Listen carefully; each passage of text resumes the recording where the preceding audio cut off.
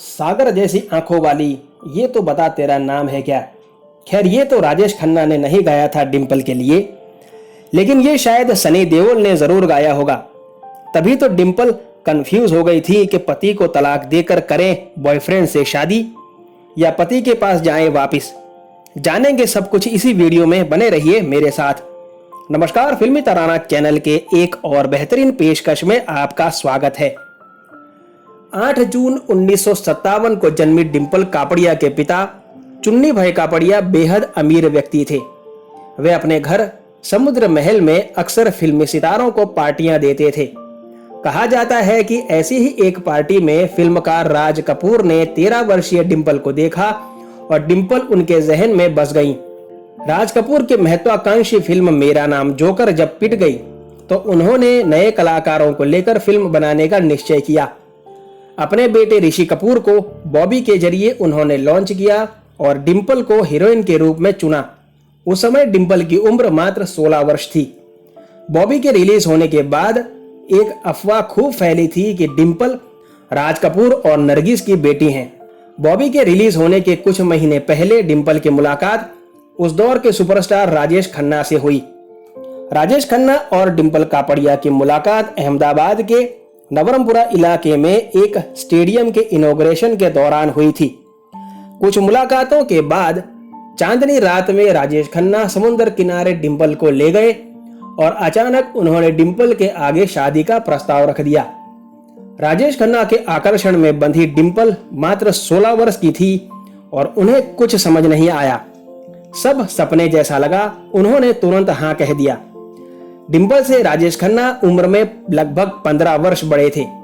राजेश खन्ना और डिंपल की शादी की खूब चर्चा हुई।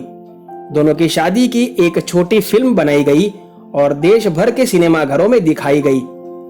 डिंपल कापड़िया राजेश खन्ना की फैन हुआ करती थी और स्कूल बंक करके वे उनकी फिल्में देखने जाया करती थी। कहा जाता है कि बॉबी बनने के दौरान डिंपल और ऋषि कपूर एक दूसरे के प्रति आकर्षित हुए थे, लेकिन अचानक डिंपल ने काका से शादी कर ली। राजेश से शादी के बाद डिंपल की बॉबी रिलीज हुई और इस फिल्म ने बॉक्स ऑफिस पर सारे रिकॉर्ड्स तोड़ दिए। रातों रात डिंपल सुपरस्टार बन गई। युवा लड़के डिंपल के दीवाने हो गए।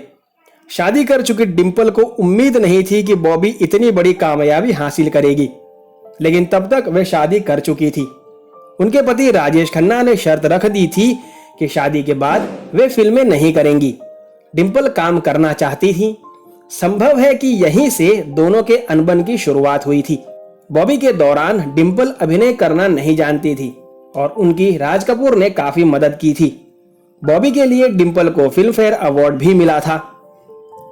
राजेश खन्ना और डिंपल के बीच अनबन की खबरें तब फिल्म पत्रिकाओं में सुर्खियां हुआ करती थी। एक बार डिंपल ने अपनी 2 बेटियों ट्विंकल और रिंकी के साथ राजेश खन्ना का घर छोड़ने का निर्णय ले लिया था। तब राज कपूर के कहने पर ही उन्होंने अपना इरादा बदला था। जब पानी सिर के ऊपर आ गया तब डिंपल ने राजेश का घर छोड़ दिया। डिंपल को साइन करने के लिए निर्माताओं की भीड़ लग गई।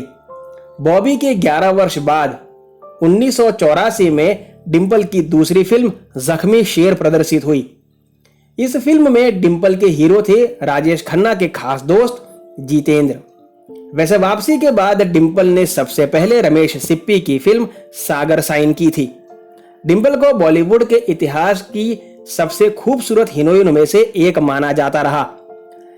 एक मशहूर पत्रिका ने उन्हें बॉलीवुड की सबसे खूबसूरत अभिनेत्रियों में मधुबाला के बाद दूसरा स्थान दिया था उस वक्त।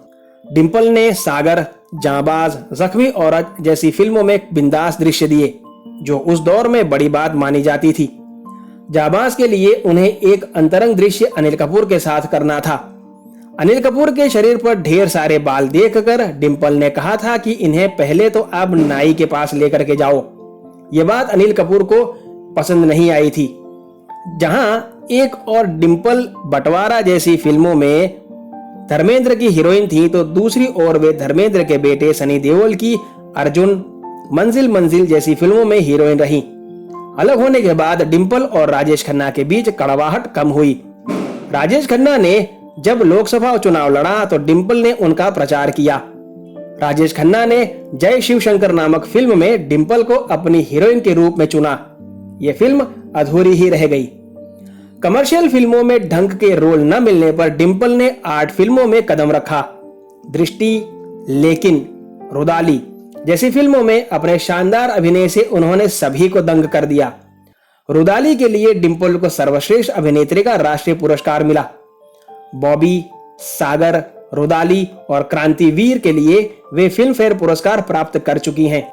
सनी देओल और जैकी श्रॉफ के साथ डिंपल की जोड़ी को खास पसंद किया गया। सनी और डिंपल की नजदीकियों की काफी चर्चा होती रही। जब डिंपल कापड़िया राजेश खन्ना से अलग रहने लगी और फिल्मों में भी वापसी कर ली, तो खबरें आई थी कि उनकी नजदीकियां सनी देओल के साथ बढ़ने लगी हैं। दोनों 11 साल तक साथ में रहे। डिंपल चाहती थी कि सनी उनसे शादी कर ले, लेकिन सनी पहले से ही शादीशुदा थे और अपनी पत्नी को तलाक नहीं देना चाहते थे। कहा जाता है कि इसी वजह से 27 साल तक राजेश खन्ना से अलग रहने के बाद भी डिंपल कापड़िया ने उनसे तलाक नहीं लिया था। वहीं राजेश खन्ना के आखिरी समय में डिंपल उनके साथ रहीं और 18 जुलाई 2012 को उनका निधन हो गया। डिंपल मोमबत्ती डिजाइन करती हैं और उनकी डिजाइन की मोमबत्तियां बेहद महंगे दामों में बिकती हैं। करियर के शिखर के दिनों में डिंपल बेहद मूडी थी। इस वजह से कई निर्माता निर्देशक उनसे परेशान हुए, जिनमें फिरोज खान जैसे दिग्गज भी शामिल हैं। कुछ फिल्म निर्देशकों का मानना है कि डिंपल की खूबसूरती उनके करियर में बाधा भी बनी, जिसके कारण वे कई भूमिकाओं से वंचित रह गईं। डिंपल कापड़िया आज 66 साल की उम्र में भी एक्टिव हैं और उनकी दोनों बेटियों से व्यक्तिगत तौर पर ज्यादा ही कमाती हैं।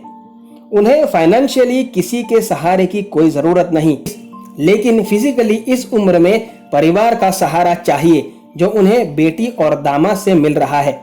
कैसा लगा आपको आज का एपिसोड, मुझे कमेंट बॉक्स में जरूर बताइएगा। वीडियो को लाइक करना ना भूलें। आपसे मुलाकात होगी जल्द, तब तक अपना ख्याल रखें। धन्यवाद।